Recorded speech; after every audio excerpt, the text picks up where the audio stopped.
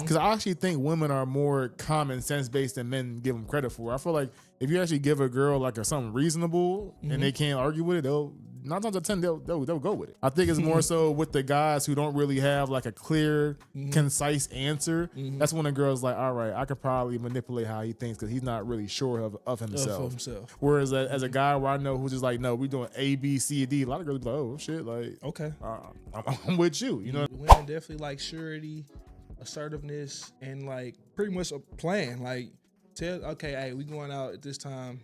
Be ready at this time. Like, and that's a vague example, but just stuff like that. Like you said, like if I got the day planned instead, hey, instead of like where you want to eat at, and putting it on them. Yeah, they don't really like.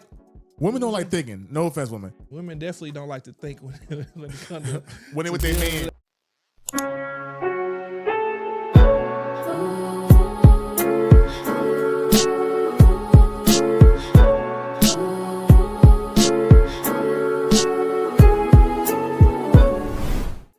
Diddy, wow. Oh yeah. I don't know. Like, I mean, is he really wild? I don't know. Nah, everybody involved. Everybody, you know, that they know what's going on, bro. I told you I went to Donna Rollins' comedy show. Donnell Rollins? Yeah, okay. He had one at the Improv in Addison. It was like a few weeks back. And his first thing was like, yo, I know what everybody's saying about Diddy and that I went to his party. He's like, I went to his parties, but I left at 11. Like, he said, everybody know you leave at 11. But he was like, everybody getting on it for sex trafficking. He was like, when I actually looked up the definition, it was like pretty much like sending somebody or like, you know, traveling somebody with the intent of having sex. He was like, yo, I didn't have bitches sent on buses, on transit. He was like, if that's the case, we all need to go to jail. You know what I'm saying? Like, he was like, don't tell me that you never flew somebody out or had somebody come to you and you ain't expect any sex to happen. Yeah. And I was like, yo, I mean, I can't deny that. Yeah, it's definitely more to it than that. He definitely is nigga freak. He a little freaky from what they're showing us at least. Yeah. He seems like a freaky fetish type guy, and the crazy thing is everybody that comes, it seems like they're with that as well. I mean, in some form or fashion. So it's money. Not so it must not be just that. I think it's more to do with what the lawsuit he was about to go through, with the Ciroc and all that stuff like that. Man, as soon as apparently he said he was finna take legal action, this is when this happened. And you mess with somebody with more money and more power than you. My question to you is, I feel like once you get a certain amount of money, aren't you gonna get freakier? I feel like you can only have so many threesomes, so many like, you know, freaky ass parties where eventually you're going to get into a society where it's going to be some kinky ass shit. Well, nah, I ain't with that. So money not gonna change you. So say if you got $1 billion today. If I got $1 billion today, it of course it'll change me. But it wouldn't change like that sexual, you know what I'm saying? What I do is what I do. I'm not on that Diddy time like that. You know what I'm saying? It's certain people that have the energy and you know, in time for that. I don't got that. I don't even do drugs and stuff like that. You gotta be on some drugs to really take it. In my opinion, unless you just really freaky like that, you almost have to get on some type of drug and take yourself to another level to where you feel so free and lax that don't nothing bother you. That's what the stripper girls do. That's what people like that in that lifestyle. Not all of them, but most of them, I feel like they taking some type of drug to get through that.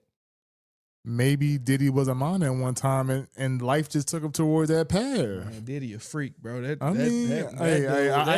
ain't defending him. Yeah, he is a wild freak, dude, bro. And he's a freaky dude. And everybody involved in it is wild too. You know what I'm saying? Everybody that's involved in not saying nothing. Especially if it is what they saying it is. If it's really that. And even if it ain't really that, nobody coming out to help in support of them. Everybody who's been at these parties, I haven't heard anybody say, man, Diddy ain't on that. That ain't what he be on. But at the same time, that shows that these people ain't really got power like that. Because they not trying to speak out on it for certain reasons. Just seen the dude from the United Healthcare dude get offed. The CEO of United Healthcare Insurance just got offed. I heard about that. Yo, I ain't see the story, but I just heard that on the Joe Budden podcast. Like, what happened? Bro, I haven't looked like deep into it, but I saw a video on Twitter or X, whatever we're gonna call it. Somebody sent it to me. It was the recording from outside the building from wherever he was walking, and a guy walked up a hood on with a suppressor on that motherfucker. You know what I'm saying? He got a suppressor on it. So in my opinion, you can get a suppressor illegally, I'm sure, but most people ain't just walking around with suppressor on their gun, bro. Yeah. This is a hitman, in my opinion. And he ain't missed. Pow, pow, pow. And walked off. But you don't hear it, of course, because he got a suppressor on it. And of course, you can't hear nothing anyway on the video. It's a recording from outside the building. I did see the thing about the Blue Cross Blue Shield where they were saying like they having like if you get anesthesia during surgery, they having a time limit on it. They're not paying past a certain time limit. And people was going crazy because it's like, say you had like a 4-hour surgery and like, and out of nowhere, 2 hours, your time limit's up and they won't pay no more for it. Like anesthesia, that costs a lot of money. No, I do. So, okay. No, not even you wake up. You say your time ran out, so you got to pay for the other 2 hours. Yeah, so you have to pay for it. Like your insurance will only cover like a certain amount of time. Bro, that's crazy. And the healthcare stuff here is crazy, bro. And that's why people, it's not a lot of people, but a lot of people do move to Canada, bro, for stuff like that. Healthcare and things like that. It's not a lot, but people do it. Yeah. You know what I'm saying? Because it is a benefit to people. And I think the United States should have that, though. We should have free healthcare. I feel like there's also like, there got to be some type of, gag to it. Like there have to be I'm pretty sure that it's not just free healthcare. I'm pretty sure that they have some other stipulation that make you jump through hoops and things like that. I think you got to be there for live there for at least 8 months to get the free healthcare. That's not long though. But can you imagine everybody how long them lines is? I'm pretty sure them lines are probably long as fuck. That's true. I ain't think like that. Yeah, you ain't lying about that. It is probably a long waiting line to get that. Because, all people are moving like that, you know what I'm saying? Like thinking the same way. Everybody's thinking the same way when it comes to that healthcare. So it probably is a long line and a long wait to get it. But at least you have the opportunity to get it. Yeah. You know what I'm saying? And that's the big thing right there. We don't even have the opportunity. Do you think one day maybe we'll get it? No. This is a capitalist country. So you don't think if the people make enough noise? Because I feel like nowadays we're in a generation where, no offense, with all of this technology, like people can't hide no more. These higher ups, I feel that they're getting outed more than ever in history. Like before, it might have been 1 or 2 higher ups and like corporations being outed. Now it's like everybody getting outed. Well, yeah, you getting outed, but we not grouped up enough, bro. And I ain't saying but I'm just talking about I guess the middle class and the lower middle class, stuff like that. It's like you're not even grouped up enough to make enough noise. Yeah. And then people are getting outed, but the guy just got killed from United Healthcare. And yeah, we see it happening, but who's saying anything? Or, it was the guy who owned Cash App, and he had like a whole bunch of Bitcoin or something like that. He got rich off Bitcoin or something like that, and he created Cash App. Fortune, bro, billionaire. You just get stabbed up at 2 a.m. outside the club, and it don't make the news or nothing. And you got this much money and power, and they don't put it on the news or nothing. We can see it, but if the masses aren't putting it on the media, who's really looking into it? Everybody don't got Instagram. Everybody don't got Twitter. Everybody ain't got Facebook. Some people don't like social media, bro. Some people don't care to be on apps.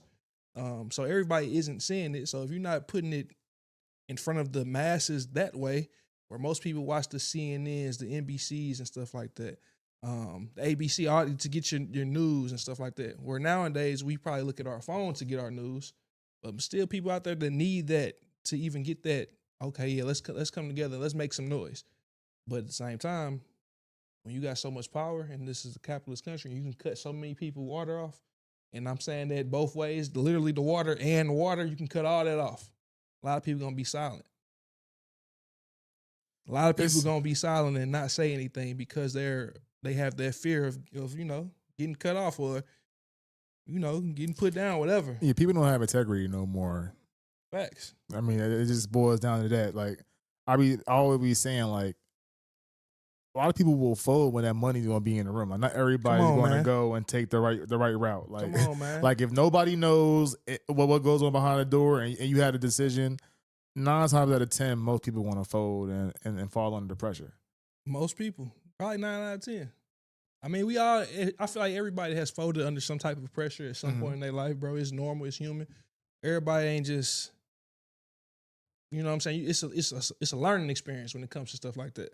Yeah. You know what I'm saying? You have your very few that was just born with it, but a lot of that stuff you have to learn through trials and tribulations. You got to learn how to maneuver in these rooms. Exactly. Based on your experience, based on your networking, based on who you've come in contact with, and see how they move. Pay attention to how they move. You know what I'm saying? Especially if that's what you want to do, or you know what I'm saying?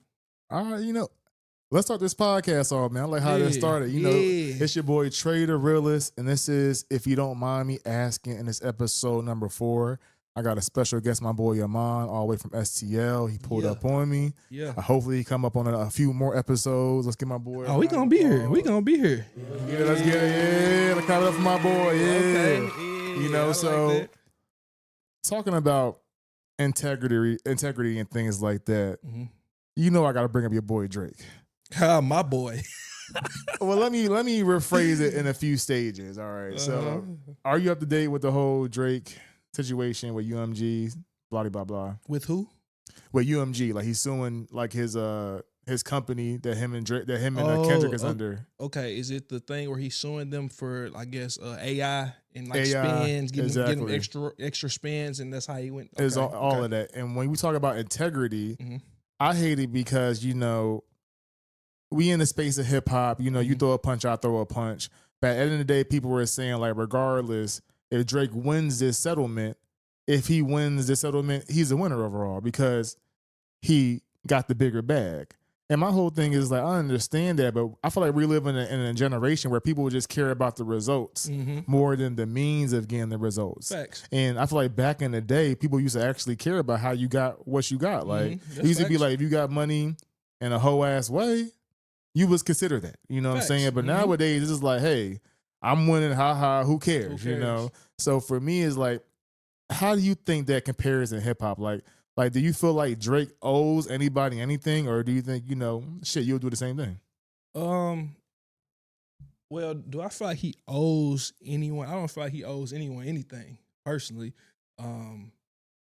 I do think that is wild, but if in fact that is true and that really was what was happening, they did have some type of AI technology, some type of artificial intelligence that could generate more spins for Kendrick Lamar. That is crazy, though.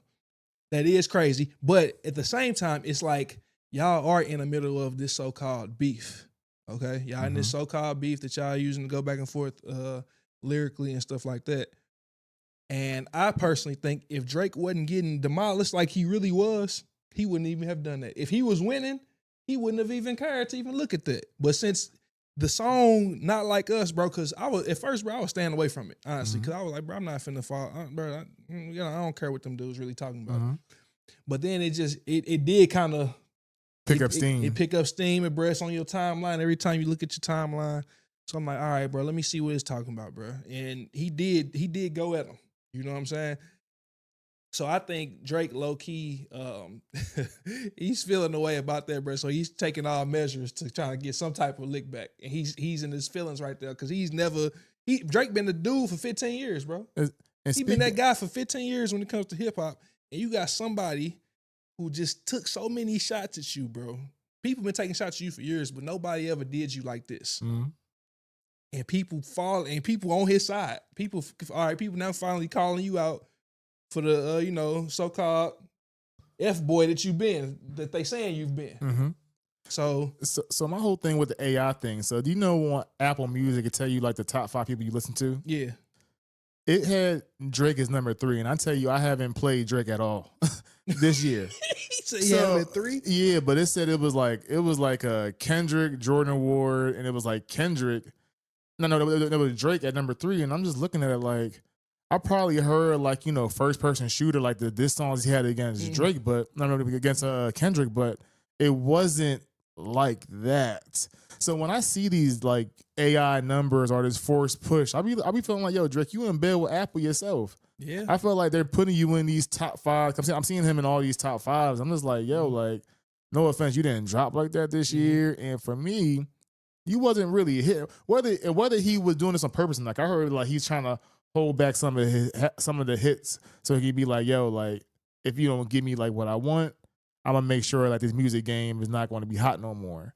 And I feel like he had that type of chip on his shoulder, but I don't know. I just feel like he's throwing a stone in the glass house. You know what I mean? Where it's just like like you have your own shit. Where I feel like you have all these companies manipulating these numbers for you too. Well, like I said, bro, he's been in the seat, bro. Like for damn near 15 years, bro. Like he's been in that seat. So now that someone is trying to take the seat, or someone low key, people think Kendrick is the best rapper. You know what I'm saying? So someone is threatening your throne right now. You feel away.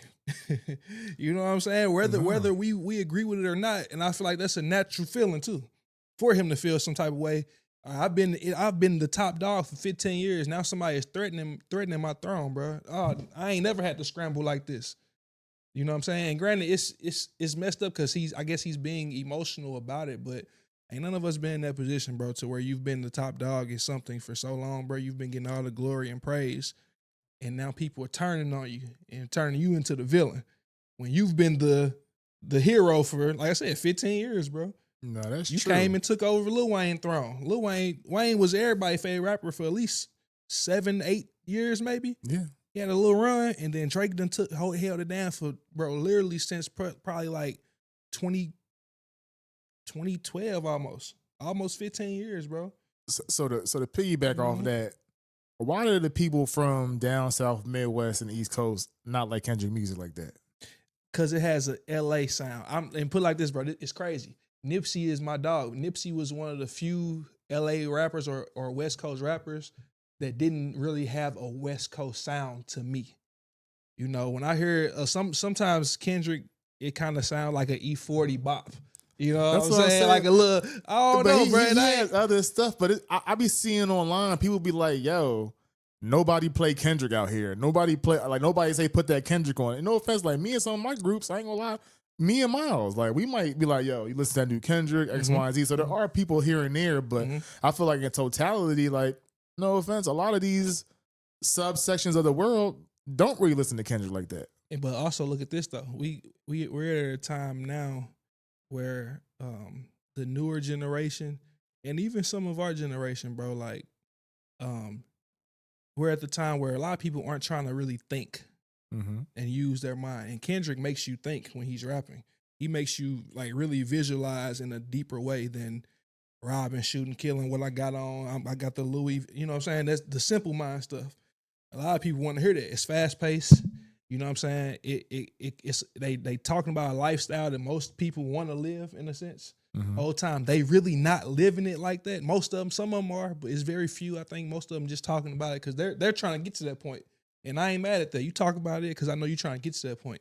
But Kendrick is one of those rappers, bro. You have to have a mind for even more so than a J. Cole type rapper. And I prefer J. Cole over Kendrick. But I do know that Kendrick is he speaks in more depth, bro. He's a lyrical genius, bro. On some Kanye type stuff. Even though Kanye didn't even force you to think like that, but I don't know, bro. It's something about K-Dot, bro. So a lot of people not trying to listen to it, bro. If you down south, bro, you trying to listen to some Young Boy or something. Most of them, the younger kids trying to listen to NBA Young Boy, which Young Boy, he's solid. I ain't mad at it, but it's just one of those things, bro. I don't get out there and say put that Kendrick on. I don't get out there and say put that Eminem on. But them are people that gross a lot of money in their rap game. For me on the East Coast, they give more of a deeper thing. I went to school with a producer. His name was Mike Zombie, and he Started From the Bottom with Drake. Okay. He made the beat Started From the Drama. Like in the beginning, like Zombie on the track, like he made it, and he made he been working with him for a little while. So like in my area, a lot of people liked Drake because we like, yo, he kind of got somebody from our own. But when I go back home and things like that, even ever since college, it's like these dudes are more influenced by like Chicago, listen to Lil Durk and stuff like that. And I've never been into Lil Durk. And for me, it's just like, I don't know. I feel like when it comes to certain coasts or like, especially the East Coast, I feel like we kind of like lost our identity in the way where just like, we're just going with what's to me. And this is with me seeing my friends where like, I feel like y'all just going with what scene's popular. I don't really think, like you said, I don't think you're thinking really to be like, hey, let me go outside of this. Mm-hmm. I'm just really like what I'm hearing in the club, which is like a lot of these Chicago artists or even like St. Louis artists and things like that. Whereas like, yeah, you're not going to listen to Kendrick. Like Kendrick isn't club music. He ain't turn on before you tee up. It's like, all right, you might be in with your dude smoking in the car type stuff, listening to music or something like that. Or you might just be in your own studio session, just going over deeper music.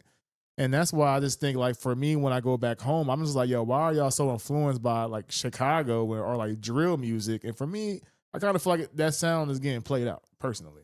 Drill is getting played out, but you got to think that was the music that got pushed on us. We had it, bro. Drill went on a run from when Chief Keef came out with I Don't Like, and then Kanye jumped on the remix, and Kanye made it a big thing. And then those big old, and then Chief Keef made Love Sosa, he dropped out all that stuff, bro. And then the big labels came and started pushing that. So now you got the guy, he's 16 years old, and he got all the young dudes coming behind him, the Lil Durks, the G Herbos, the Lil Bibbies. You know what I'm saying? A lot of them other artists got killed on the way because they was really on that back in Chicago at the time. It was really on that. So a lot of them artists, they get in the booth, they dissing each other, and they gotta see each other. So you getting people getting life in prison and all that stuff like that. And the big media companies, the big companies that produce these albums, not produce them, but promote you, push you out, give you all the money and stuff like that. They're going to push the negativity, bro. So with more and more I hear this, I'm gonna mess with it. Plain and simple. And y'all do got y'all own sound up there. At least y'all used to. Y'all are the originators of hip hop up there. You know what I'm saying? It always had its own sound. West Coast always sound different. Down South always sound different. But when you getting pushed, because all the top rappers right now are from Memphis and Atlanta, down South.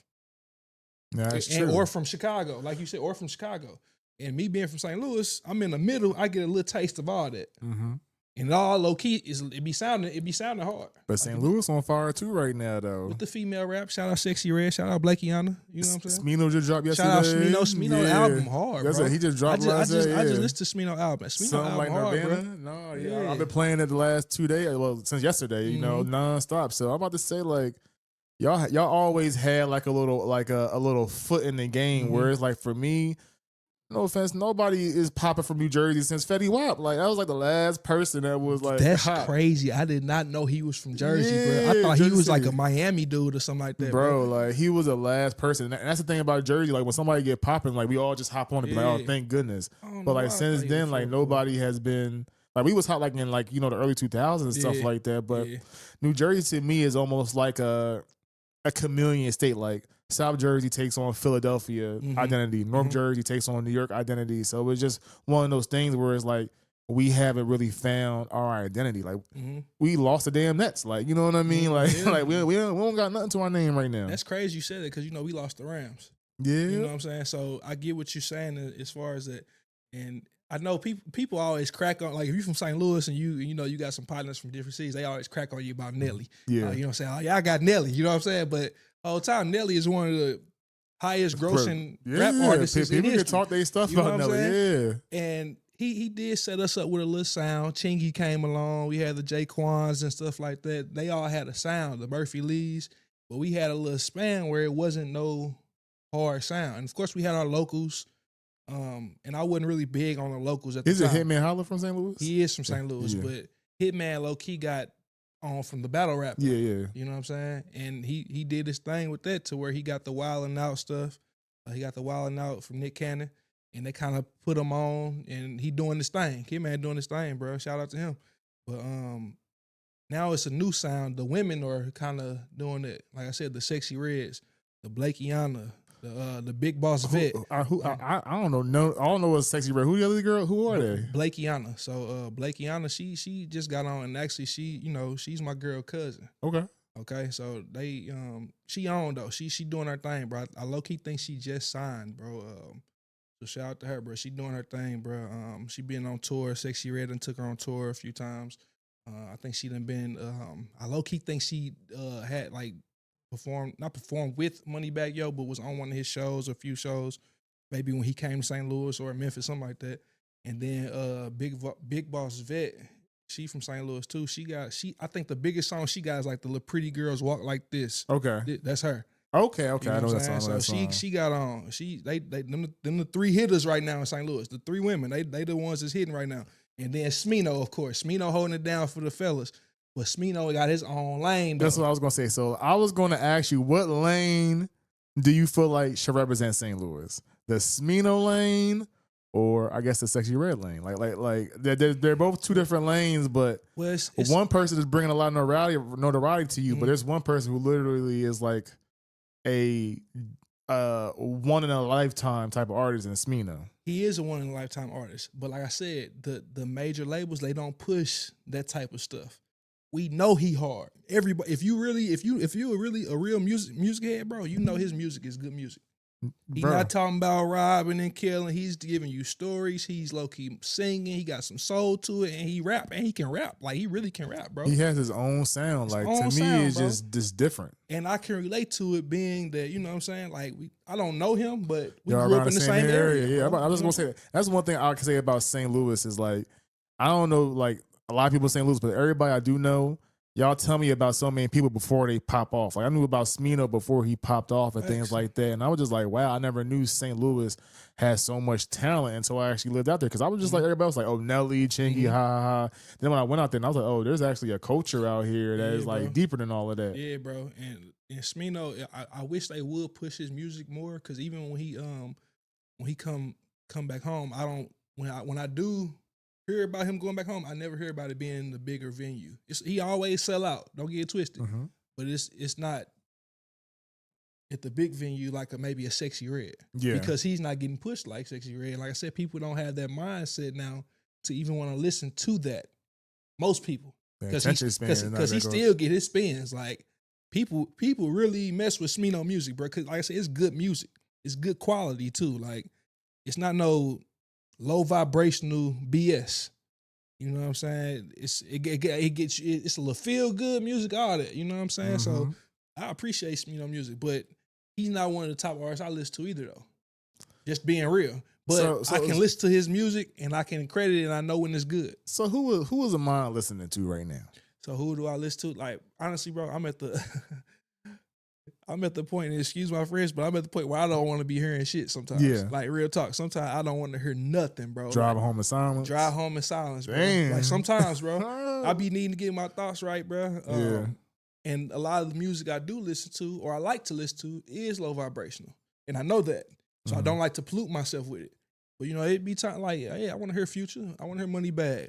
You know what I'm saying? I want to hear the G Herbos, bro. The Boss Man D-Los. Like, you know what I'm saying? I don't like Boss Man D-Lo, man. Bro, he got his own little sound. You know what I'm saying? But like I said, I don't want to listen to it too much. Yeah. You know? But I listen to it because it's good music for what it is. It's not, it's definitely low vibration though, bro. They all talking about the same stuff. Different voice, different tone, different flow. Do you listen to jazz at all? You like jazz? I do when I'm putting my daughter to sleep. Okay. I let her listen to jazz, and jazz is real soothing, bro. But I cannot say that I listen to jazz. I don't. Bro, listen to like Yusuf Days, yo. Yusuf Days. I've been listening to him lately because I can't really take too much noise either. But there's certain things where I was like, all right, it relaxes me. Or I just put on a podcast, something like that. I feel like one time I drive in silence is when I'm like, yo, I need to like, it's been one of those days, like, after work, like, you know what, like, fuck all this. I'm just going to have to go ahead and drive home. So to speak about your daughter and things like that, not to, you know, get personal, but, you know, last time we spoke, you know, your son was 4. I was asking you about fatherhood, different things like that. So what is the difference between raising a son and raising a daughter that you have seen so far? I'm like I said, bro, I'm much more softer with my daughter, bro. Like, and I still hug, I kiss on my son, bro, because you know he at that age where he still wants that affection too, especially having a little sister and seeing how everybody really loves on her. He don't know how much everybody loved on him when he was a baby, so he's only seeing what she's getting right now. So sometimes he can kind of get a little clingy, like I want some attention too. But granted, she's a little girl, bro. I kiss on her, bro. I hug her, you know. So I'm more softer than her than I am with my son. But I have a different type of love. I have a different love language with my son than I do with my daughter. Do you think that's the right way? Yes, I do in certain areas. Because at the end of the day, bro, men and women are different. Mm-hmm. As much as we try to make us the same, we're different, bro. We have more things in common than different, but we are different. Mm-hmm. You know what I'm saying? And they need to be raised that way to understand certain things. So my daughter needs to be raised and seen and know how a man is supposed to love and treat on her. My son is supposed to know the opposite, how you supposed to love and treat on a woman. So you Okay. got to show them different things. So But they still babies right now. But so. they very observant though. So my son ain't no baby, bro. He's observant. He knows what's going on. He's 5. He about to be 6 in 2 weeks. They birthday both coming up. She on the 15th, he on the 19th. He know what's going on. Straight up. He know exactly what's going on, bro. They like even us, bro, you probably can't remember too much stuff from back when you was 4 and 5, not too much. And it's probably gonna be the same way with them when they get older. But just seeing him right now as an adult through my lens, bro, little dude know what's going on. I'll be telling like people my age, like kids are way more observant. Like there's things where I'll be telling my dad that I remember he did, and my dad don't remember. I'm like, well, I clearly remember like you doing X, Y, and Z, Facts. or this happening. And I have to sometimes remember, like sometimes as a parent, like you said, you only see it from your lens. Like you don't notice that all everything that you're doing is being observed by your kids. And that's why I said, like, not to say that they're babies, but I'm saying like right now they're younger. Facts. So I'm not talking about like more so like when they're in high school, or will you be teaching them, but will you be treating them the same in high school when they're like older, or will you always kind of like have that thing where like my daughter is going to be raised up a different way, my son going to be raised up not too different, but two different lanes. Yeah. Definitely, or say, let me give you an example, like the birds and the bees. I know it's like further along. I never had that story, but I do know a lot of times you hear like the guy, a father will be more open with talking to his son about that than his daughter. Yeah, well, in that area, no, I'm definitely gonna allow my daughter a safe space to be able to speak to me. Okay. And my son as well, and that's something that I have been working on myself, because sometimes I can go into like my social battery can be low, and sometimes that I take it out with my kids too. Like sometimes, bro, my social battery be really low, and I don't be wanting to hear nothing. Like what I said, when it comes to music and everything. But kids are observant. And my son, I'm sure he notices that, So I have to still be able to allow him a space to where he can feel comfortable with me when he sees that I probably look a little frustrated because I done had a long day at work or something like that. You know what I'm saying? But I don't want him to kind of shun away from me because he don't feel like he can come to me now. So I still have to have moments I got to talk to myself. Yeah, hold on. Let me open back up. Let me come here and play with my son. Let me rough him up real quick. Let me hug on him real quick. So let him know Daddy's still here. You know what I'm saying? You can always talk to me. You should always still feel comfortable with me. Don't let me or my bad day think that I don't want to deal with you right now. And I'm gonna do the same thing with my daughter when she's of age to really know what's going on. You know what I'm saying? I'm gonna treat them the same, but they definitely have to get raised different. I don't want my daughter playing football.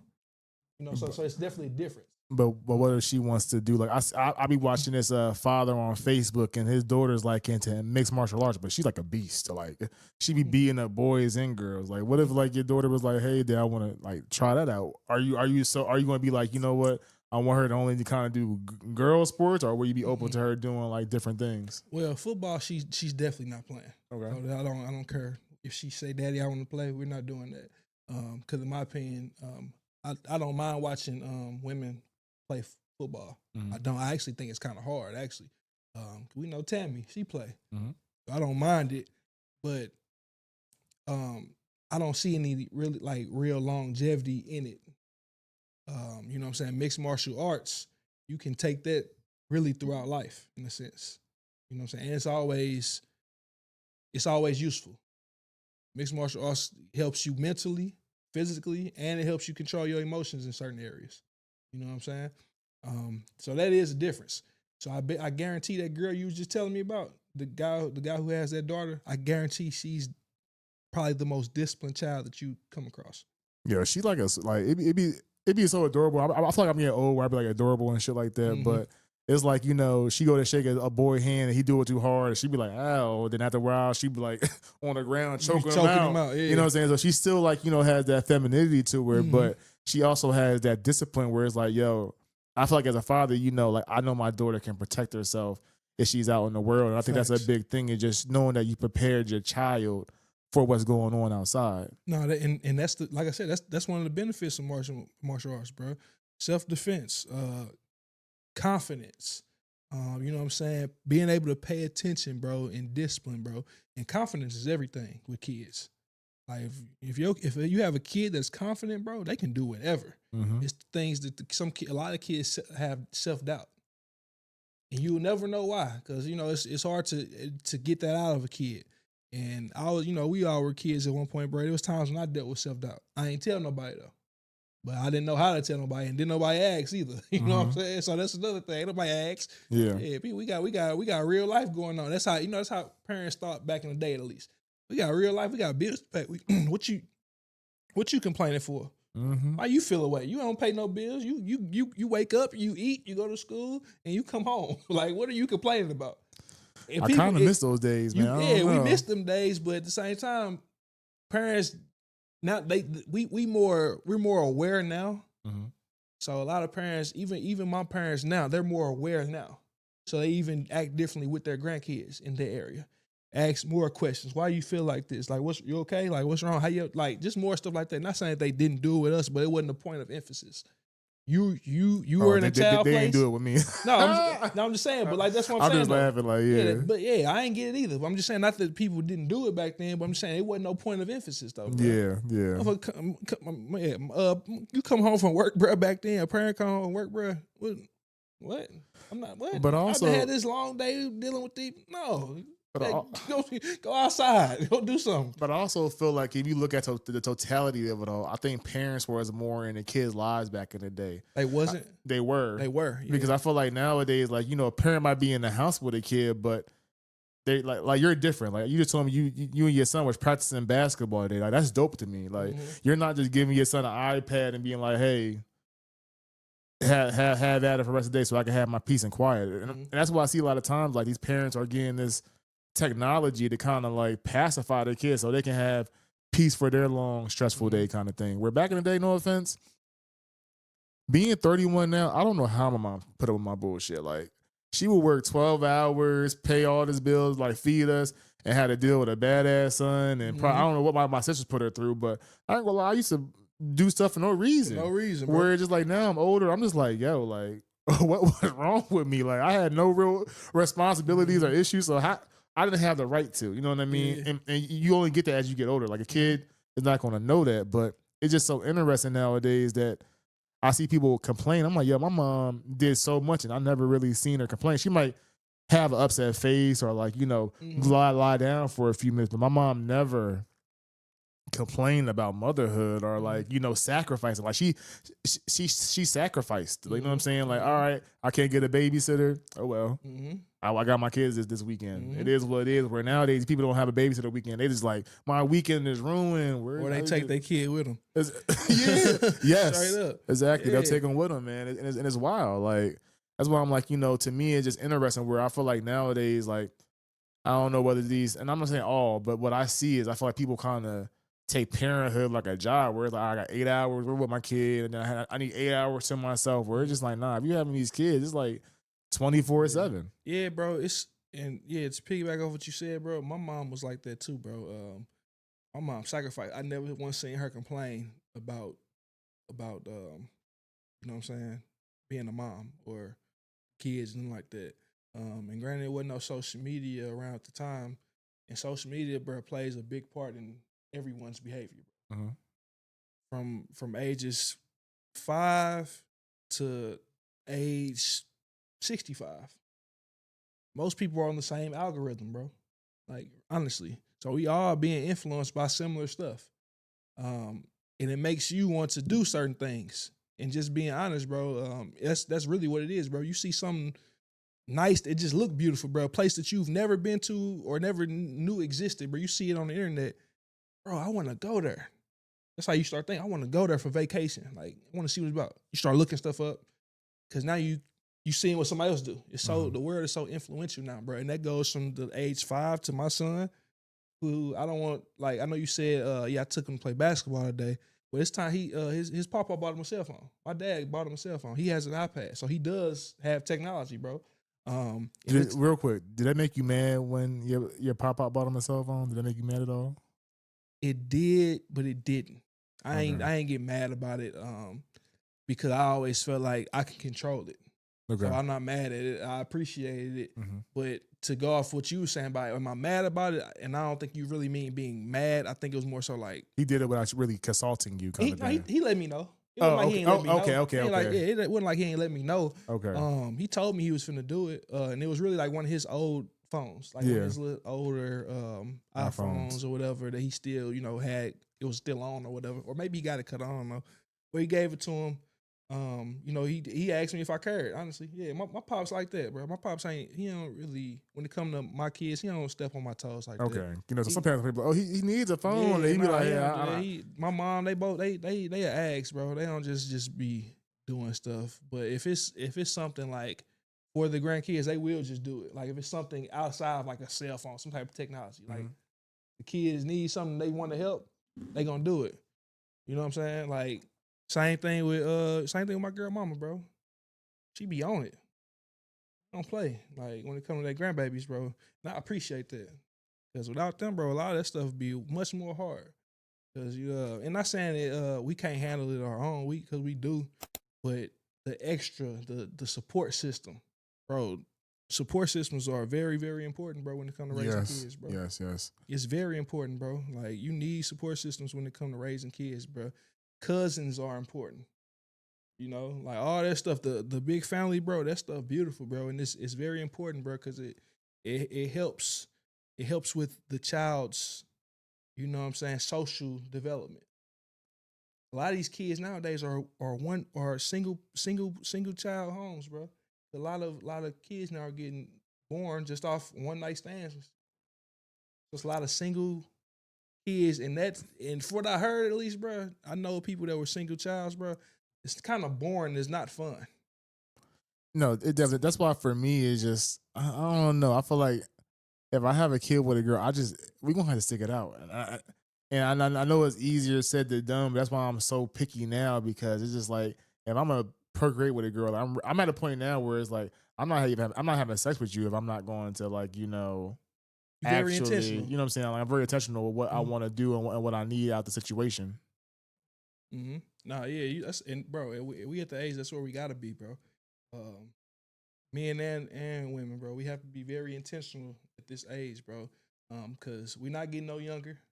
You know what I'm saying? At the end of the day, bro, we don't value the same things. Not everything. At least we value different things now that we are 31 instead of 21. Everyone does, bro. If you're maturing and growing, bro, you start valuing and start, having different a sense of, reality with certain things. Exactly. So it's definitely important that we date with intentions. Like you said, even having sex with intention, bro. Like, I went through a phase earlier in my life, bro, when I was having sex with no intention, bro.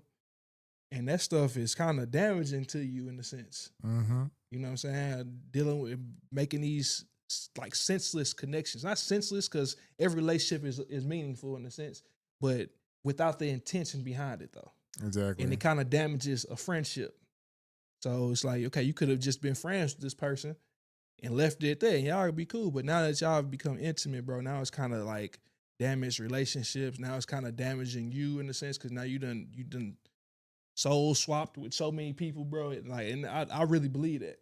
You know what I'm saying? I believe in soul ties and all that stuff to where it's kind of hard. And of course, they can be broken.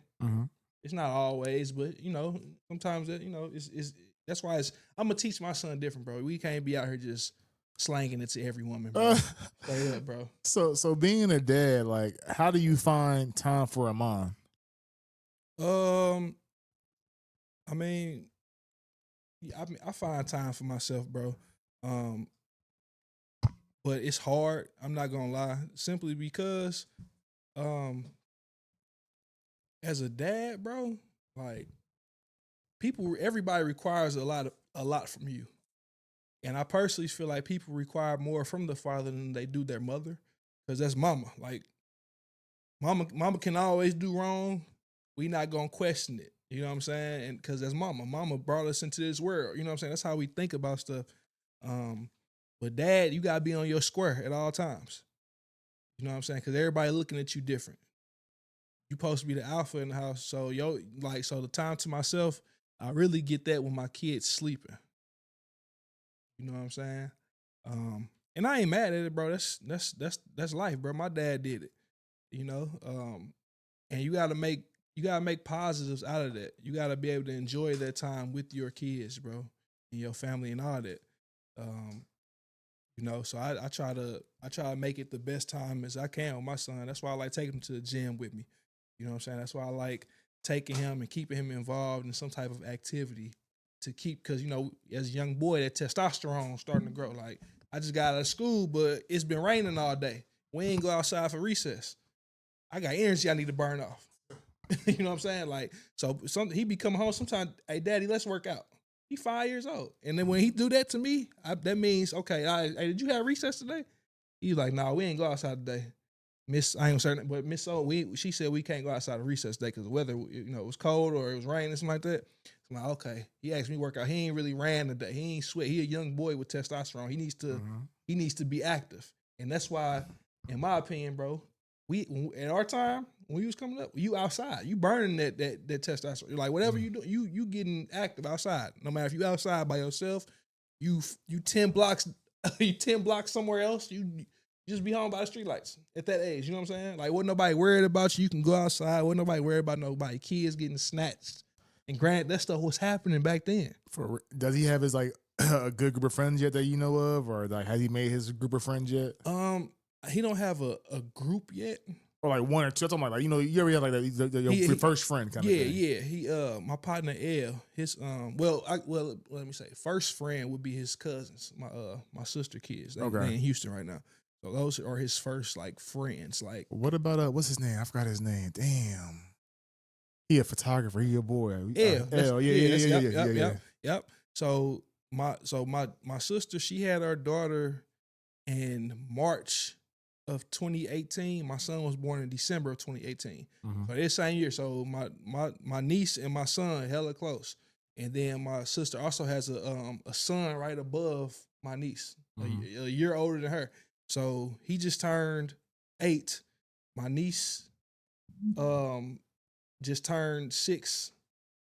No. He just turned 7. I'll take it back. He just turned 7 last. No, he did just turn 8 in November. He just turned 8 in November. She's 6, about to be 7, and AJ about to be 6. My son about to be 6. Okay. So those his closest friends. And then my partner L down here, that's my son's best friend. Okay. So they best friends. I saw them play before. Yeah, they best friends. But my niece and my nephew, like, you know, that's family. Them cousins. When they with each other, it's up every time. You know what I'm saying? So I wouldn't consider them best friends. Like, that's family, and you know, family is family, bro. So they close as hell when they get with each other, bro. It was funny. Like, I had he's in my boy today, my boy Nick, but my dad used to always be like, I gotta talk to the person's dad. Yes. Know the family first before you even do anything. Yes. And then once my dad was like, all right, I can, like, trust these people. It was like, ever since then, when I was in high school, I'd be like, I'm going out. My dad would be like, no. I'd be like, well, Nick's going. Oh, Nick going? All right, you good. You good. Kind of thing. I trust Nick. Yeah, I trust you and Nick together. I trust how Nick was raised. I trust his dad or his mom and how they present themselves. My pops is on the same stuff, bro. Doing all hood rat shit. They do their hood rat shit, but they have a sense, bro, of parenting. Some people do their hood rat shit, but still don't have a sense of parenting. Exactly. And that rubs off on your kid. So now I got my kid that I'm teaching certain things to. This kid, it's not his fault. He not getting, I don't want to say raised right, but raised with some type of sense. So now he out doing dumb stuff and got my son with him. Yeah. I don't want my son around that type of stuff. You know what I'm saying? I want somebody who has a conscience, who's thinking before they do something. You know what I'm saying? And that's kind of how you kind of want to place your kids in with they surroundings. And of course, people connect with who they connect with, bro. Like, Mm-hmm. you know what I'm saying? He go to school, he might connect with somebody with totally different, who parents live a totally different lifestyle. I can't help that. I can only make my son aware of possibilities. You know what I'm saying? Just make him aware. You know what I'm saying? And be conscious, or be aware of your surroundings at all times, bro. Like, you know what I'm saying? That's really what it is, bro. But your pops wasn't wrong, bro. You can't go over there. You're not going over their house. I used to hate it. He'd be like, "Do you get the parents' number?" I'd be like, Yeah, that was different. "Yeah." He'd be like, "I gotta." But looking back on it now and seeing stuff on the news, yeah, bro. you never know. You never know, bro. Never know. You never know what somebody do inside their door or inside their home, bro. And then, to your point, it's even different with daughters. So put it like this. Check me out. Oh, and that's the thing. My sister hated it because my sister wasn't allowed to do that. They used to tell me that. Facts. Check me out. So that's how it was with my sisters. And I remember having a conversation with my mama, and she was like, the way she grew up, my grandpa was real strict on her and her sister, her big sister. Like my uncles, they wherever they want to be around the neighborhood. My mama and her sister could not cross the street.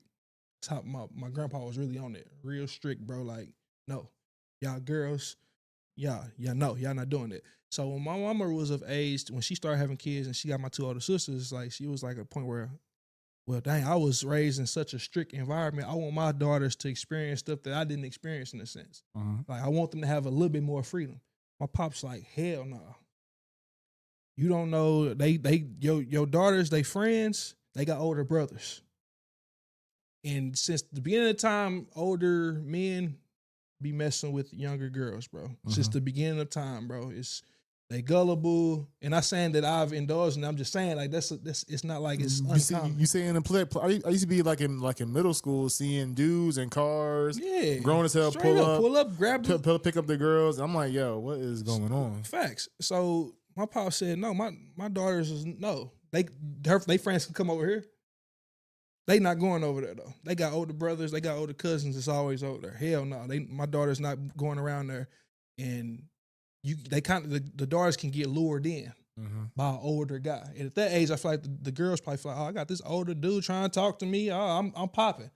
All the time, he just trying to crack. You know what I'm saying? I know he a loser. He a loser. And that too. Yeah. He's a straight bum, a loser, Buster, bro. Buster. Yeah. You know what I'm saying? You trying to manipulate a young girl. It's lame as hell, bro. You know what I'm saying? So yeah, bro. That's why I was saying how it's definitely gonna be a difference in how the kids are raised. But at the same time, you gotta be aware of that with your sons too, bro, because be messing with little boys too. Y'all be aware, bro. It's just a little different, bro. It's usually the little girls that you're taking advantage of, but the little boys do too. But you definitely gotta raise your kids slightly different, bro, with a girl and a boy, bro. It's just different responsibilities in the world from men and women, bro. It just is, bro. So how can a parent, because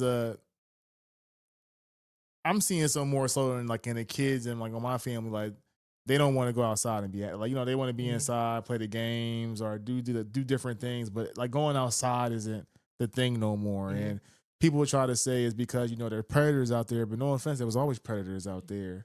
So like, how can a parent, find a happy medium where we can still allow our kids to go outside, but also feel like they're in a safe environment? Because back when I was a kid, I would say one thing: there was still community. Like not all my neighbors knew each other, but like if I was doing something bad on the street, somebody would be like, "Yo, I know your mom." I tell your mama. I'm gonna tell your mom what you did. I mean, I'd be like, "Oh snap, I gotta be on my P's and Q's." Where nowadays it's just like nobody know each other moms. Like my dad called me, he'd be like, "Do you know your neighbor's name?" I'm like, "Nigga, what?" I'm like, speak to each I other. said, "I don't talk to them." And he was just like, "Oh, he's like, you supposed to know your neighbors." I was like, "I'm saying, Dad, this is 2024. Like nobody's talking to each other like that." No, but that is a problem though. A lot of it got to do with like I said, we have social media, bro. We can see everything that goes on. Back in the time when we was coming up, bro, when our parents were sending us outside, they couldn't really see what was going on anywhere outside of St. Louis. Unless it just was something big like the trade centers or something crazy on the news. You know what I'm saying? Something that made like big headway, bro. They didn't really see nothing outside of St. Louis. And even then, bro, we have social, each city, or not each city, but a lot of cities got social media dedicated to that city. Give you all the new news is going on. Oh, this person got hit by a car on this. Like, we got St. Louis pages like that. So you see all this stuff, and now it makes you want to keep your kid in the house. And you got to know who your kid is. You have to know your kid's personality. Is your kid a talkative, gullible person? Is your kid kind of standoffish? How's your kid gonna react in a situation like that? You gotta know your kid. I'm so bro. happy you say that, because I don't think a lot of parents know their kids nowadays. They don't, bro. They don't, and that means you ain't spent enough time around them.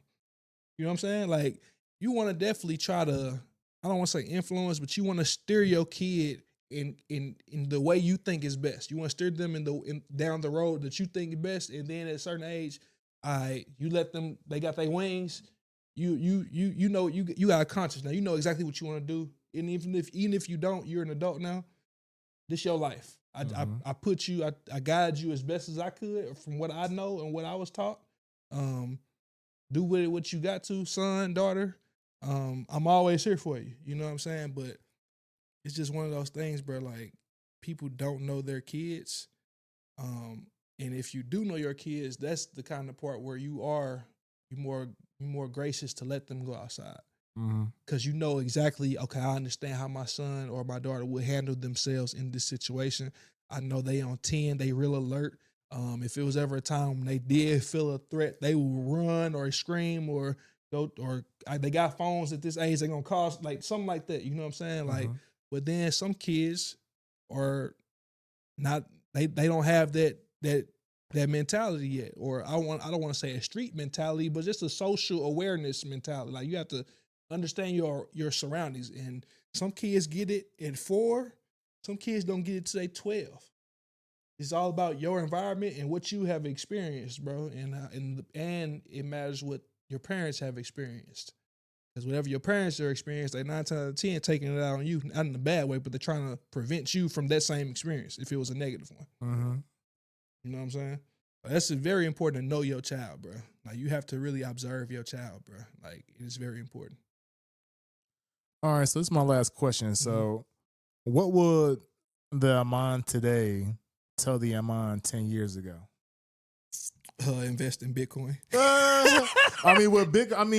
Okay. So, so besides the Bitcoin thing, like, actually, this is a question before that question. So, do you feel like you have any character flaws?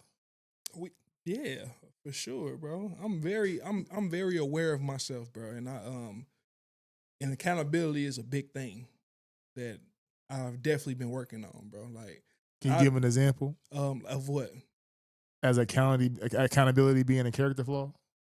Oh no, I wasn't saying that was a character flaw. I'm saying I do have character flaws, but I've been working on my accountability. Well, no, I'm more accountable. I'm taking accountability for that in a sense. I'm not saying that accountability has been a character flaw, but if it is, it probably has been. Now that you said that, I'm sure it has been a character flaw. But I'm aware of it, bro. And when I do find myself in situations when I do feel like my character is a flaw, maybe like, for example, like a character flaw of mine would be, or used to be, really like communication, bro. It sounds vague, but I used to be to the point where, like when women coming to me with stuff that I don't want to hear, I like either avoid it or kind of shut down in a sense. Okay. You know what I'm saying? That's a character flaw. Cause like I'm coming off, I'm already kind of nonchalant. So it's kind of like manipulative to the woman in a sense. Because you are nonchalant. And when they do try to talk to you and get something out of you, you kind of blow them off because you don't feel like talking about it. Or you don't want to talk about it. I kind of, that's a character flaw, bro. Well, that's one of mine then too. Okay. But I also kind of feel like sometimes it's like, to get deeper layer, I was raised with sisters, so I was raised to know what is actually important and what's the BS. Because I went through years of hearing, when, where it's just like, eventually you get a skin where, you know what, like, I know when the situation is serious where I need to address it, and I know where it's like I got to go in one ear and not the other. And I feel like sometimes, because I think you have sisters as well. Yeah, just like you, two other sisters. So it's like, I think when women But I grew meet up in guys Houston. who are like that, who know how to deal with women, they don't know how to respond to somebody who really isn't giving them the emotion that they want back. You talking Like, about the man or the woman don't know how to respond to the person that's not giving them an emotion? so the women don't know how to respond from a man who don't give them the reaction that they think they should get back. Facts. Where like, oh, you should be mad right now. We're just like, no, I'm not mad because I know how to put this in the right place. You know, like I've been in a situation where, you know, I'm calm and I'm collected because I know me freaking out is not going to solve anything. But sometimes when people feel like you don't react how they want you to react, they think you don't care. Not that I don't care. It's more so is like, yo, I learned how to deal with problems in a different way. But also that could be manipulation as well. I mean, that could be manipulation. I don't know. I wouldn't call that manipulation. You know what I'm saying? I think it's because it sounds like you're aware of yourself. Yeah. So I don't think it's you being manipulative in any way.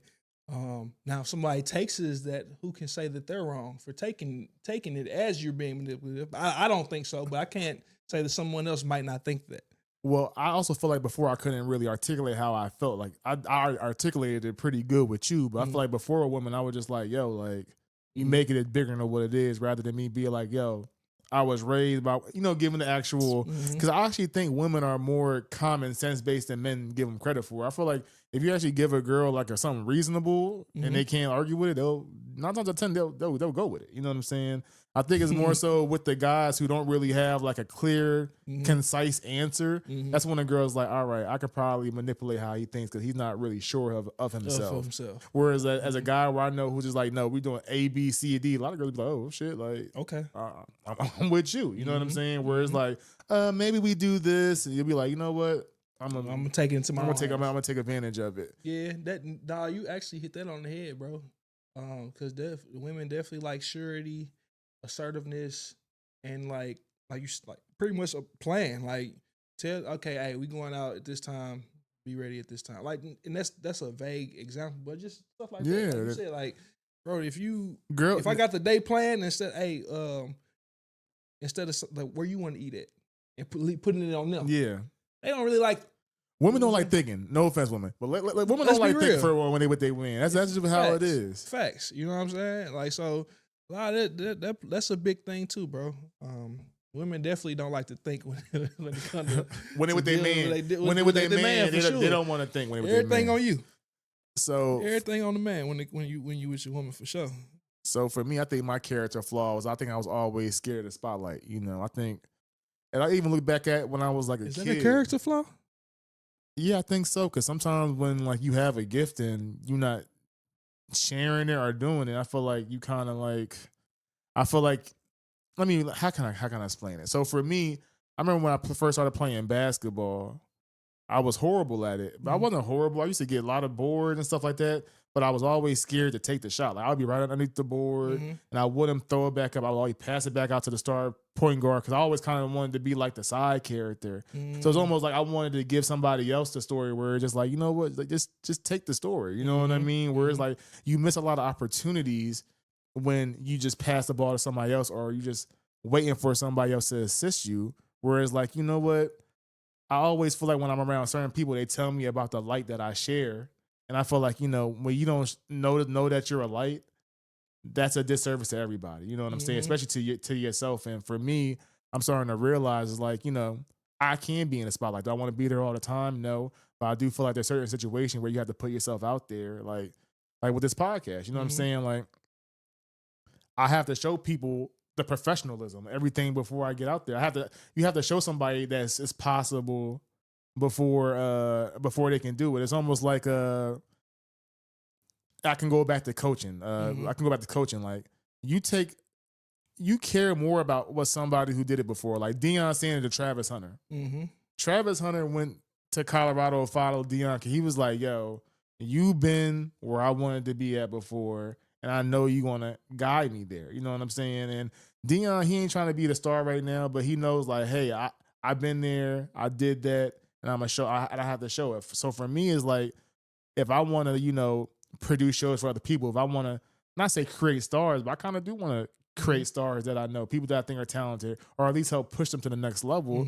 I gotta show them what it is first, because there's no point of you listening to me if I don't know what you're going through. No, facts. And it's almost like, when it comes to me managing, like I feel like my employees like me because I know what they're thinking. I've been there before, and I feel like, you watch wrestling? Do I watch wrestling? Did you watch wrestling? It's crazy, bro. I'm one of the few people that didn't really watch wrestling. I know who wrestlers are, like, you know what I'm saying, but I wasn't a big SmackDown, Raw, or WWE. I wasn't a big fan. So one of my favorite people in wrestling, not even a wrestler, he's a manager. His name Paul Heyman. Okay. And what he was so good at is that he was able to. Well, first he learned the craft. He learned underneath all the great promoters, and he was able to pretty much bring the best out of the best wrestlers, like from Brock Lesnar to CM Punk, like all of the great names. He's attached to it. Okay. And pretty much he was able to make people see the vision, visualize it, be like, hey, I seen Hulk Hogan take it to this level, and you can go this level if you just follow this path. And I feel like when you have somebody who can show you the steps, and you can go beyond it, but you just got to see that, I feel like it's easier when you have like an outline and a plan. And that's kind of like where I want to be at, where it's like, you know what, I don't want to be scared to take the shot. Like, let me take this shot, you know what I'm saying? Because my shot may set up your shot, may set up the next man's shot. I like that. So to go off what you said about the character flaw, you said the spotlight.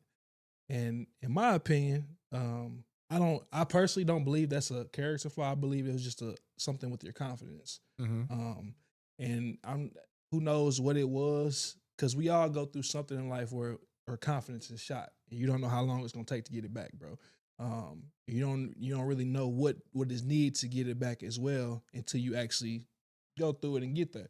So, for example, for me, bro, the time when I got my confidence shot, bro, was my senior year playing high school football, bro. Like, the first game of my senior year, bro, like, I gave up 2 touchdowns, like, playing cornerback, two big touchdowns, bro. And it's 6,000 people in the stands. It's the biggest crowd I played in it. You know what I'm saying? Like, I know a lot of these people. People know me, bro. And at the time, bro, it's probably like I was probably too full of myself to realize that people didn't care. Yeah. I cared thinking that people cared that was going on. You know what I'm saying? Like, and me thinking that people really cared about Amon gave up 2 touchdowns. It messed up my confidence. People like me really like me really having my mindset that people really cared with all the stuff they got going on in their life. They think that I thought that they cared that I gave up 2 touchdowns. So it shot my confidence, bro. I'm like, I just gave up 2 touchdowns, bro. Like, I'm a better athlete than what I just portrayed, bro. And it took me damn near a whole year to get that back, bro. And I still was short confident at the end, bro. Like, I still had to develop that. Like, when it came to sports, bro. Yeah, I went through a period when I had lost my confidence, bro. And I've always been a solid football player, bro. Like, I've always been pretty, like, decent. Never was the best player. Damn sure was never the worst. Always was somebody, you gonna pick me. You know what I'm saying? I'm not gonna be your first pick. Probably won't even be your second, but I'm gonna be a third, bro, at least. You know what I'm saying? Like, I've always been like that, bro. And at that time, I lost my confidence, bro. So it just took me getting my confidence back, bro, and feeling like I can still do this, bro. And then, like, especially now having a kid, bro, like, I don't want my son to ever see that from his dad. A time where he feel like his dad is lacking confidence, or he feel like his dad confidence was shot. Because I said, these kids are observing, bro. My son want to go wherever I go. Within that, he's going to probably do a lot of things that I do, even the stuff that I don't like about myself. That's crazy, ain't it? Your kid's going to do things that you don't like about yourself, that you can't stand about yourself. Your kids take on certain characteristics like that. And that's so crazy, because you talk about confidence, and to get more personal, with my whole thing. So you're right. You lose confidence, you gain confidence. Like, I was a fat kid. You know what I'm saying? When you're a fat kid, you have low self-confidence, And, when I was playing basketball, like, I would see so many, like, trophies and stories of my dad being a good basketball player. I was like, I said, am I ever going to get to that point? So I was almost shooting myself in the foot. But it took me to be until, like, I think I regained my confidence. It was my sophomore year in high school. I was already good in football, but we had a camp in Maryland, and I went to this camp, and I actually had a coach like actually teach me technique. Like I never like, it took me years to realize I never really had like a good football coach for O line. Like I just had people that would just kind of make you like mentally and physically strong, but they didn't show me any technique.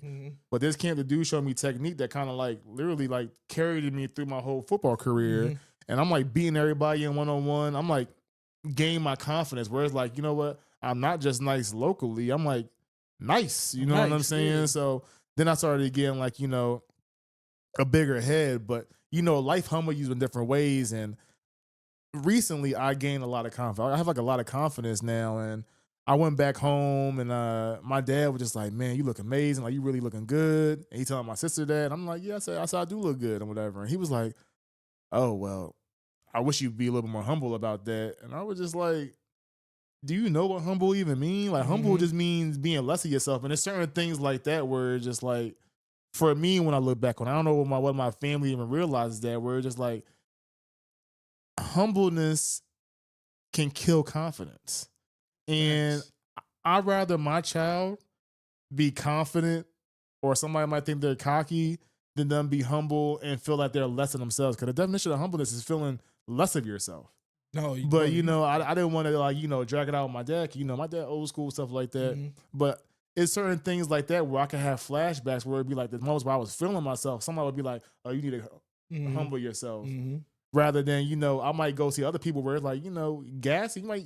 I'm not. People say be saying gas and people is bad, but I'm like, yo, if somebody has a skill, I'm gonna gas you, yo. Like I don't care. People be saying like, oh, you know, like you're doing too much. Like, nah, I feel like if you have a skill, I'm gonna make sure I big you up. No, facts. And my dad would. I don't know if my dad would have said what your dad said as far as I wish you would be more humble, but I've seen like my dad, like he old school like your pops, bro. Like they ain't gonna say they have a problem, but a lot of times they don't like that cocky, arrogant stuff. They want people to be humble. Like, and his ass cocky. That's my pops is too. You know what I'm saying? Yeah, but they be wanting, you know what I'm saying? They be wanting.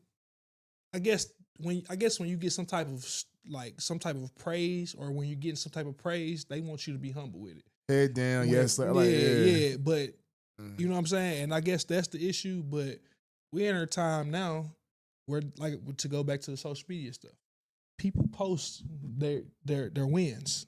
People want to show off their wins. It's natural, bro. And then we live in a world where there is social media for you to post stuff like that. People want to show off their wins, bro, and there's nothing wrong with gloating it. Not being a asshole with it, but you know, yeah, show off your wins. I worked hard for this. Yeah, I worked hard to cut down, and I sacrificed a lot that you don't even know about. So no, I'm not gonna be humble. I went, bro. You know how many times I was craving a burger and I didn't eat it? Yeah. Like I didn't eat it because I was that locked in on myself to do this so I can look like this, so I can hear people tell me I look good. Oh, pops, no, I'm not gonna be humble. I'm not gonna be an asshole, but I'm not finna be humble. Boy, yeah. You know what I'm saying? And hell nah. Now you I feel that, bro. And I'm happy you did that, bro. Cause I'm trying, you know, I don't want to say I'm trying, but I'm starting my journey here soon, bro. Like to cut down. I don't think I'm in bad shape, bro. When I do go work out and stuff, bro, I be feeling a little old sometimes. You got kids, man. Like what you saying, like when you have kids, you got to be in shape. Like they're gonna keep you running. You got to, and that's why I'm happy. I love my son, bro. Little dude, funny as hell, but he like I said, he been asking me lately, Daddy, let's go work out. Daddy, let's go work out. And now it's on the thing where I be trying to I'm trying to get him to do this thing where no matter where we at, if I tell you drop down and give me 5 push-ups, you do it. No matter where we at, if you tell me, Daddy, drop down 5 push-ups, I gotta do it. I don't care if we in the parking lot. Kids like that shit, though. I know, like they like it. I don't care if we in the parking lot. I don't care if we in the grocery store aisle. Hey, give me 5.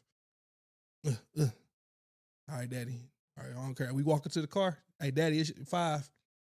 All right, bro. So just little stuff like that, bro. That's cool, man. Keep him engaged, and show him some type of discipline, bro. I don't want to have my son as a workout warrior at 5 because most of the workouts that I know is dealing with weights anyway, and I don't want him dealing with weights right now.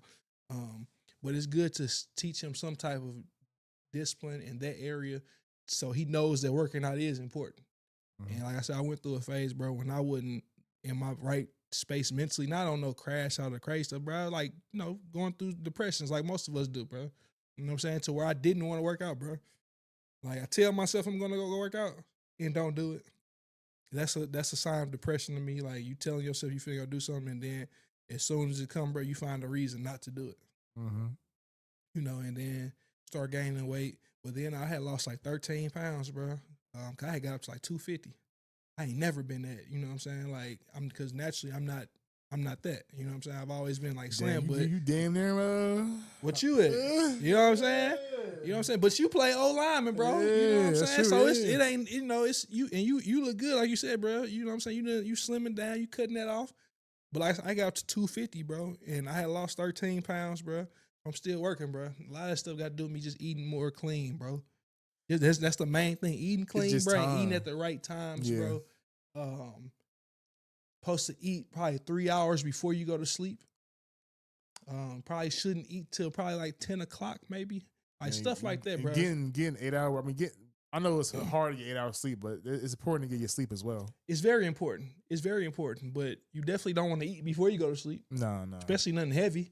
No. You know what I'm saying? All that stuff play a part, bro. So just getting in tune back with myself, bro. And my son been my biggest motivation for that. Because like I said, he be asking me to work out. And that stuff mean a lot to me because coming from somebody who got my name, me and him got the same name, bro. Like, and like I said, I know kids be aware. So I know he's aware, and I think he's telling me that for a reason. Mm-hmm. Okay. Which is dope as fuck to me. Dope as heck to me. You know what I'm saying? That's hard. Like, it's dope to me, bro. Because like you say, y'all both pushing each other. Mm-hmm. But he don't know it yet. He don't even realize what he doing. But you know what I'm saying? I appreciate it because I think he knows, but he don't realize. Yeah, I'm about to say he, like you say, you said it right. He knows. I'm about to say kids are way more aware. I remember there's times when I told my dad, like, yo, like, can you just stop smoking? Like, it's not good for you. And he'll be like, yeah, I will. But I feel like, that do impact you over time where you're like, all right, he is noticing what I'm doing. Facts. All right. Facts. So end it off lightly, any plans for Christmas, going back home? Yeah, bro. Well, I ain't going back home, but me and my family, we gonna meet up somewhere. We gonna do Christmas together. So all the cousins and stuff gonna be together, stuff like that. Since we all live in different cities now, we gonna celebrate like that. It's gonna be fun, man. What you got planned? I'm gonna be here, man. I went back home last month for 2 weeks. So you did. Yeah, How was it? It was actually good, man. Like it's crazy because I always say I like being home for like a week is all I really need. But just going home and seeing my homeboys and just talking to them because I already brought up to like with Reggie last pod, like, but they were telling me about the depression they had after they stopped playing like football, and I was just like, how they was expressing it to me, I was just like, wow. I said, did I really love football like that? Because I didn't really have that much depression, but afterwards, yeah, but like how they were just explaining and opening up to me, I was just like, yo, we grown men now, you know what I'm saying? And hearing it, because they got kids as well too, telling me about like, fatherhood, stuff like that. I'm just like, wow, like our conversations has changed, but in a good way, So I don't know. I just like seeing my homeboys going back and just like you said, when you might see Elle in them, it just reminds you who you are sometimes, Sometimes you just need that love. So it was actually really good. So I'm really refreshed. I'm probably just going to be covering at my job for people who need to take time off. Like I never really been big on holidays like that. Have you? I guess just because my mama is real big on like holidays and family. She be going all out. She be wanting it. Like I'm more so like my pops in the sense my pops don't really care about holidays like that. Because I guess he looking at it from the standpoint of like, damn, we just spending money on stuff. Like that's really all we doing. Yeah. You know what I'm saying?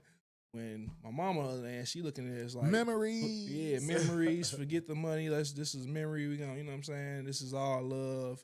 It's good to have everybody around. You know what I'm saying? Which ain't either side wrong. Yeah. You need both, I feel like. You know what I'm saying? You need both. Like you need somebody I feel like for the kids, you know what I'm saying? To, keep that Christmas spirit alive. You need somebody else to be like, all right, we gotta doing make too sure much. we gotta keep it a balance and stuff like that. So it's definitely a benefit, bro. Any So I be wanting my son to experience the things that I experienced plus, but I don't want him to get lost in that stuff. So I let him know probably last year. I ain't want to. And maybe some people might think I'm wrong, but I told him Santa wasn't real last year. Oh, Maybe I don't think that's wrong. Some people may say you're not supposed to shut down a kid's imagination that early, but the way I was taught, cause my pops he didn't play that. He said didn't know what come down no chimney and put no presents in your under this tree. Like me and your mama, we work for this. This our stuff. Like we did this. So and not saying that was wrong either or right, but that's just how it was. And personally, I agree with that mindset. I do. I don't want you to think that some person that really don't, and I'm gonna keep it real. So you don't want to think that a white man came down chimney, and you got your hardworking parents, and you think that he did this for you and not us. And I feel like just because you tell them the truth don't mean you got to kill the imagination. Like Facts. For me, if I'm blessed with kids, like I'm telling my kids, like, yo, do you want to celebrate holidays? They say, yeah. I'm gonna be like, all right, well, here's the truth about all of them. Mm-hmm. We can do what everybody else do, or we can make our own thing up. But I want y'all just to know like the truth behind it. Like, but I say I will. If you want to do Christmas, we can do Christmas. Mm-hmm. But I want them to at least know the truth about it. You know what I'm saying? Like you can still make it magical and all that type of stuff. But like you said, I also feel like kids when they get older, like no offense, when I saw my dad bringing in them gifts, I kind of felt betrayed. I mean, for 5 seconds, I kind of got over it. That's all. The new gifts underneath the tree. But at the time, I was just like, yo, you could have just told me. Like I ain't care like that. You know what I mean? But I don't know. I think I was more self-aware as a kid than most kids were. Yeah, maybe. And it's crazy though, bro, because I'm happy you just brought this question up because now that I'm thinking about it, I'm thinking like, okay, I told my son about the Christmas, the Santa stuff, but his teeth just start falling out. Mm-hmm. So who comes see the person with the tooth fairy? You know what I'm saying? So of course he's in school, classmates telling about tooth fairy. Now his teeth gone. Hey, where the money at? Where the money? All right, bro. So I just put the tooth here, put it in this plastic bag, put it under your pillow. It'll be some money there when you wake up. Tooth fairy don't miss. You want to know what's so crazy is? Tooth fairy don't miss, son. So I put I think I gave him 5 ones, like 5 ones. Put it on this pillow. It was 6 actually. I gave him 6 ones. I had like some ones in my truck or something like that. And he woke up hella happy. I ain't gonna lie. The few years when my mom did do it, I was like, I don't know how you got underneath my pillow because I ain't wake up. I ain't feel nothing. I used to be like, yo, like parents make it happen. Yo. Parents good parents know their kids, bro. She know you probably was in a deep sleep. She waited till she heard you sleeping deep. Hey, and she... Look at this little fat boy. Yeah. Yo, any last words before I let you go, man? Anything you want to promote? Man, shout out my loved one. Shout out you, Traven, for sure, bro. Appreciate you having me on here, bro. Hopefully we can do this again. Cause I ain't gonna lie, this is lit, bro. Just seeing the progression that you've made with all this, bro. I feel like this is something that's gonna pop off for you, bro. You deserve it, straight up, because you've been working hard, bro. People don't see exactly what you done and how you've grown this into what it is, bro. And as long as you stay doing what you're doing, bro, you're going to reap the reward of it and you're going to get the benefits from it, bro. So I want to definitely shout you out, bro. I appreciate you. We're going to do this again, hopefully. Shout out, like I said, shout out my family, bro. Shout out to everybody that's doing something, bro. Shout out my hometown, bro. Shout out St. Louis. Yeah, man, until next time, bro. Yes, sir. Man. It's your boy, TravTheRealist. And this is, if you don't mind me asking, I got my boy Amon here, and yes, I will have him on again if he's willing. I know he's willing, so get used to this face, man. And come on. I love all you guys. But actually, let me rephrase that. I love the people that love me, man. So if you love me, if you're support, if you are just trying to become a better person, just know I'm with you. Just know it's never easy, but when you get at the end of the tunnel, you'll be happy with it. It's your boy TravTheRealist. If you don't mind me asking, peace. Thank you for watching the video. If you like what you saw, please subscribe, like, comment, and share. We have similar videos above. For exclusive content, please follow our Patreon, which is patreon.com/BearviewMedia. See you next time. Peace.